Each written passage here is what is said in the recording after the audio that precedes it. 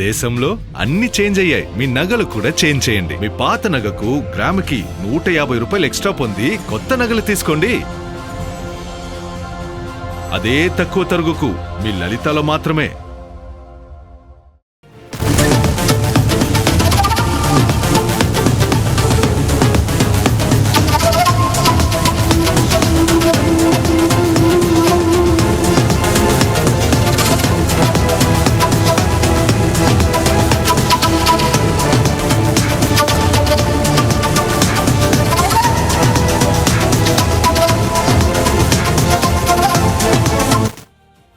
రైట్గా దేశంలోని విద్యార్థులందరికీ కేంద్ర ప్రభుత్వం ప్రతిష్టాత్మకంగా తీసుకొచ్చిన automated permanent academic account registry APAAR ఐడిపై దేశ అత్యున్నత న్యాయస్థానం సుప్రీంకోర్టు కీలక ఆదేశాలు జారీ చేసింది.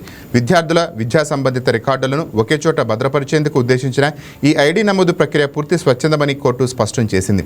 విద్యార్థులు లేదంటే వారి తల్లిదండ్రుల నుంచి ఆపార్ ఐడి కోసం సమ్మతి పత్రాలు తీసుకునేటప్పుడు అందులో అప్డౌట్ అంటే ఉందనుకుంటే ఎంపికను స్పష్టంగా చేర్చాలని సుప్రీంకోర్టు ఆదేశించింది. ఎవరిని బలవంతంగా ఈ ప్రక్రియలో భాగస్వాములను చేయకూడదని తేల్చి చెప్పింది.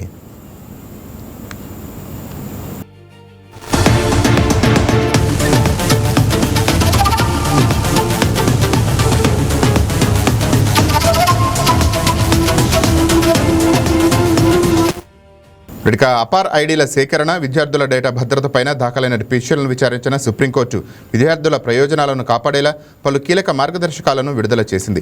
డేటా దుర్వినియోగం కాకూడదు, విద్యార్థుల నుంచి సేకరించే వ్యక్తిగత విద్యా సమాచారాన్ని కేవలం విద్యా సంబంధిత అవసరాలకి ఉపయోగించాలి.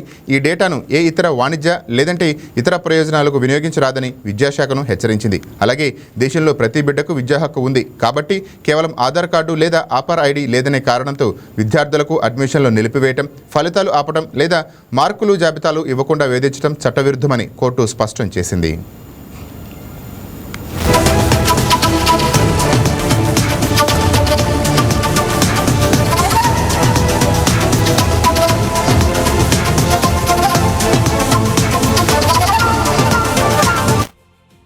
ఇక కేంద్ర విద్యాశాఖ one nation one student ID policy కింద అపార్ ఐడి విధానాంశాన్ని ప్రవేశపెట్టింది. ఇది విద్యార్థుల విద్యా ప్రమాణాన్ని ట్రాక్ చేసే ఒక డిజిటల్ లాకర్ లాంటిది.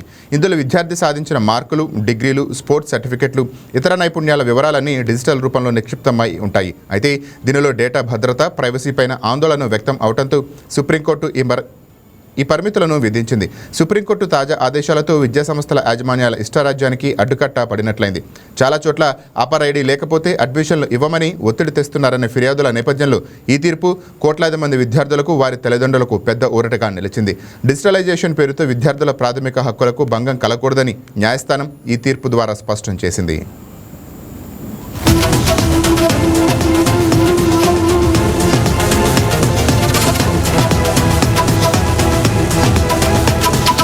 బంగారం బ్యాంకులో ఉంటే అది మీ అప్పు, అదే శివ గోల్డ్ కంపెనీకి తీసుకొస్తే అది మీ పెట్టుబడి.